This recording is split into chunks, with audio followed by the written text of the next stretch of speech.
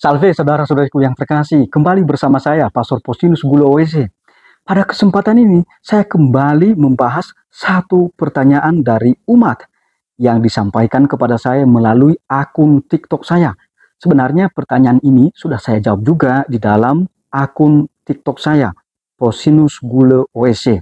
Tetapi pada kesempatan ini saya mau membagikan kepada Anda melalui kanal YouTube saya ini. Pertanyaannya begini, Romo, saya mau bertanya, saya kan Protestan, tapi saya mau masuk Katolik dan calon saya Katolik. Apa saja persyaratan yang akan saya ikutin, Romo? Terima kasih. Nah, saudara-saudariku yang terkasih, bagaimana tanggapan saya atau jawaban saya terhadap pertanyaan dari saudari kita yang bernama AFS ini? Marilah kita ikuti.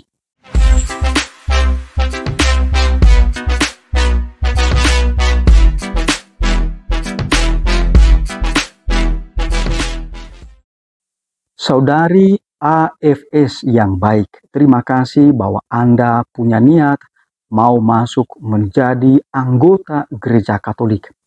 Tapi saudariku yang terkasih, dalam gereja Katolik itu ya sudah ada ajaran. Saya ingat ya di dalam kitab hukum kanonik, kanon 748, paragraf kedua dikatakan di sana bahwa tidak ada seorang pun ya orang Katolik dapat memaksakan orang yang bukan Katolik memeluk iman Katolik kalau bertentangan dengan hati nuraninya. Jadi Anda diminta mau masuk Katolik tetapi berasal dari hati nurani Anda, berasal dari kebebasan Anda. Jadi jangan sampai Anda mau masuk Katolik tetapi karena Anda ya terpaksa karena ada situasi tertentu, jangan demikian itu ya. Dan tentu saja saya mendoakan saudari AFS kalau seandainya Anda sungguh-sungguh mau masuk Katolik karena niat baik Anda. Itu yang pertama. Lalu yang kedua, juga kalau nanti Anda mau masuk Katolik dan akhirnya diterima resmi sebagai orang Katolik, maka Anda tidak boleh juga menjelekan agama yang sudah Anda tinggalkan. Tidak demikian. Jadi dalam gereja Katolik, kita tidak boleh menjelekan agama orang lain. Kita harus menjadi agen-agen pemersatu, ya, membangun persaudaraan, membangun persekutuan kepada sebanyak mungkin orang, itu ya. Bahkan di dalam gereja Katolik itu kan sesuai dengan ajaran Yesus, ya, memberkati, ya, musuh-musuh, itu ya, mendoakan musuh-musuh dan juga mengasihi, mencintai hingga musuh. Jadi bukan hanya sesama kita, tetapi juga hingga musuh. Jadi, saudari AFS, silakan ya masuk Katolik, tetapi ingat kata-kata saya, jangan pernah menjelekan agama atau gereja yang Anda tinggalkan. Tapi saudara-saudariku yang terkasih, terutama saudari AFS, ada syarat yang harus Anda ikuti kalau seandainya Anda mau masuk Katolik. Syaratnya adalah Anda mesti ikut masa katekumenat atau masa belajar ya menjadi seorang Katolik selama 1 tahun lamanya ya. Nanti ya selama 1 tahun itu Anda ya mempelajari, didampingi tentu saja oleh romo atau oleh katekis atau oleh tim dari paroki Anda ya, atau dari paroki calon suami Anda atau dari paroki di mana Anda tinggal, berkaitan dengan ajaran-ajaran pokok gereja Katolik, lalu juga ajaran-ajaran ya fundamental atau pokok dari gereja Katolik. Lalu Anda juga diminta tidak hanya mengetahui ajaran itu, lalu mulai mempraktekannya dalam kehidupan Anda. Maka selama katekumenat itu juga ya Anda diminta aktif di dalam gereja Katolik, dalam kegiatan-kegiatan di paroki atau di stasi.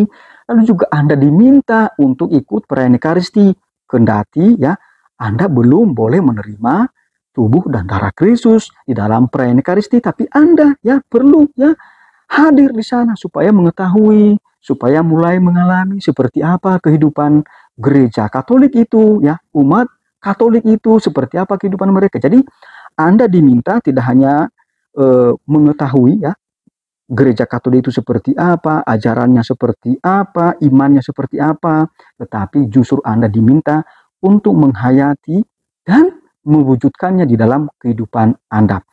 Jadi itu yang perlu sekali. Nah, memang di beberapa keuskupan tertentu saya tahu itu ya, kalau seandainya umat Protestan mau masuk Katolik, maka memang ada yang hanya 6 bulan masa katekumenat. Tapi tentu saja masa pembelajaran atau katekumenat itu harus juga memadai. Ya mungkin jamnya ditambah.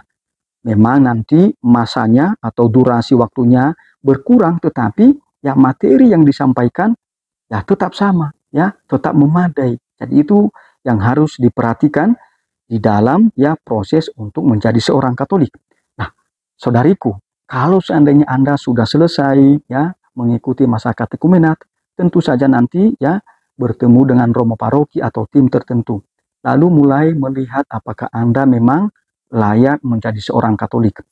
Kalau Anda layak sebagai seorang Katolik, maka kalau baptisan Protestan Anda yang dulu itu ya tidak sah, maka Anda dibaptis kembali secara Katolik. Tetapi kalau seandainya baptisan Anda secara Protestan itu diakui sah oleh gereja Katolik, maka nanti Anda hanya diterima secara resmi di dalam ritus liturgis penerimaan secara resmi menjadi anggota gereja Katolik. Nanti romo paroki atau pastor yang menangani katekumenat akan memberitahu seperti apa ritus itu. Tentu saja muncul pertanyaan, Pastor, apa baptisan Protestan yang diakui oleh gereja Katolik? Nah, saudara-saudariku yang terkasih, terutama saudari AFS itu ya, baptisan Protestan yang diakui oleh gereja Katolik adalah baptisan yang materia dan formanya sama dengan materia dan forma baptisan dalam gereja Katolik. Materianya itu adalah air murni. Lalu cara membaptis satu persatu, jadi tidak bersamaan lalu diperciki, tidak, jadi satu persatu. Bisa ya baptisan itu caranya ditenggelamkan, gereja mengakui itu gereja Katolik, atau dituangkan air di kepala. Gereja Katolik juga mengakui itu. Kalau materia dan cara membaptis seperti itu, maka diakui oleh gereja Katolik. Lalu yang kedua adalah forma baptisan itu atau kata-kata yang dipakai di dalam baptisan itu. Forma baptisan itu atau kata-kata dalam baptisan itu harus bersifat trinitaris. Jadi seperti ini ya. Nama yang dibaptis juga nama baptisannya, saya membaptis engkau dalam nama Bapa dan Putra dan Roh Kudus. Jadi itu ya. Nama orang disebutkan oleh romonya ya, termasuk nama baptisannya. Lalu romonya mengatakan, saya membaptis engkau dalam nama Bapa dan Putra dan Roh Kudus. Kalau seandainya baptisan Anda seperti itu dulu, ya, waktu Anda dibaptis dalam gereja Protestan, maka baptisan itu diakui sah oleh gereja Katolik. Nah, kalau seperti begitu, maka Anda hanya diterima secara resmi di dalam gereja Katolik dalam ritus liturgi penerimaan resmi menjadi anggota gereja Katolik. Saudariku yang terkasih, ada hal yang mau saya sampaikan yang sangat penting kepada Anda. Kalau Anda mau menjadi Katolik, maka ini sangat bagus. Mengapa? Karena nanti dalam keluarga Anda, ya, di dalam ikatan perkawinan Anda, hanya satu agama, hanya satu iman, yaitu iman yang diimani oleh gereja Katolik. Agama Anda adalah agama Katolik. Anda tidak pusing untuk mendidik anak secara Katolik. Mengapa, saudariku yang terkasih? Saya ingat di dalam kanon 226, paragraf kedua. Dan juga di dalam dokumen Konsili Vatikan kedua, secara khusus di dalam Gravissimum Educationis nomor 3, dikatakan di sana sangat indah. Orang tua memiliki kewajiban dan hak ya untuk mendidik anak-anak mereka secara Katolik. Bahkan dikatakan orang tua merupakan guru atau pendidik atau rasul yang pertama dan utama bagi anak-anak di dalam keluarga. Nah, bagaimana menjalankan hal ini kalau seandainya di dalam keluarga ya berbeda agama antara suami dan istri? Bagaimana melaksanakan ini?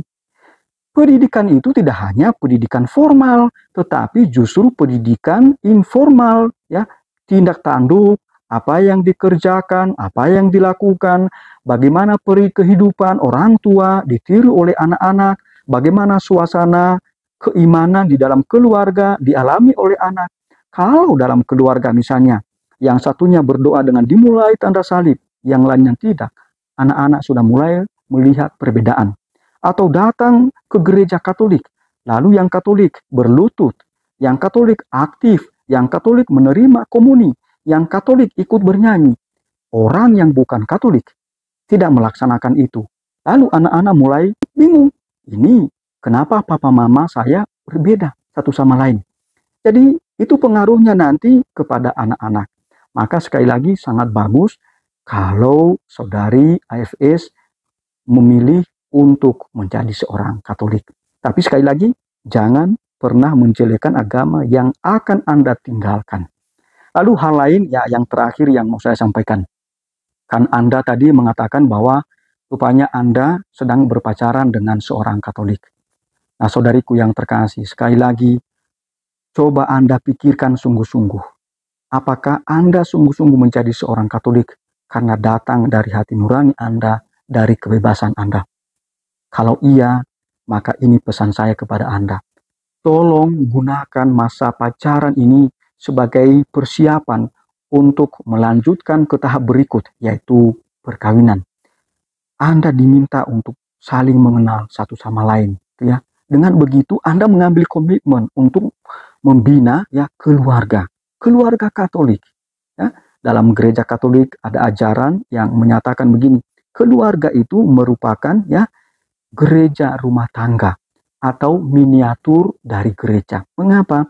Karena di dalam keluarga, anggota keluarga itu mengalami pertumbuhan di dalam iman, mendengarkan sabda Allah dan mempraktikkan sabda Allah itu. Maka sebenarnya keluarga orang Kristiani, orang Katolik merupakan gereja kecil. Maka nanti ya Anda diminta untuk mempersiapkan diri dengan sungguh-sungguh. Anda ya harus berpacaran secara sehat, tidak jatuh di dalam dosa. Seperti banyak kaum muda, kalau berpacaran, justru mereka melakukan hal-hal yang tidak terpuji, hal-hal yang bertentangan dengan moral, yaitu ya misalnya itu ya melakukan seks pranikah. Nah, jangan Anda melakukan itu ya.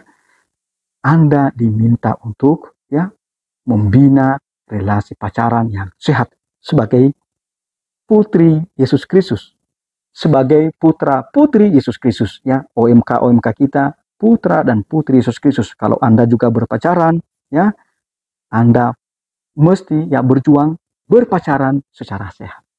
Itu saja jawaban saya ya. Saudari AFS, Tuhan memberkati Anda dan saya berdoa supaya Anda ya lancar di dalam proses menjadi seorang Katolik. Marilah kita berdoa. Dalam nama Bapa dan Putra dan Roh Kudus. Amin. Allah Bapa yang Maha Kasih, kami bersyukur karena saudari kami AFS punya niat untuk menjadi anggota gereja Katolik. Bantu dia Tuhan, semoga dia boleh dan bisa mengikuti proses menjadi seorang katekumenat, mempelajari ajaran dan iman Katolik. Dan dengan demikian, dia nanti akan menikah dengan seorang Katolik. Pasangan yang cocok untuknya, pasangan yang membawanya semakin sempurna, pasangan yang membantunya untuk memelihara perkawinan di dalam semangat Kristiani. Berkatilah saudari kami ini dengan pengantaraan Kristus Tuhan kami. Amin. Dalam nama Bapa dan Putra dan Roh Kudus. Amin.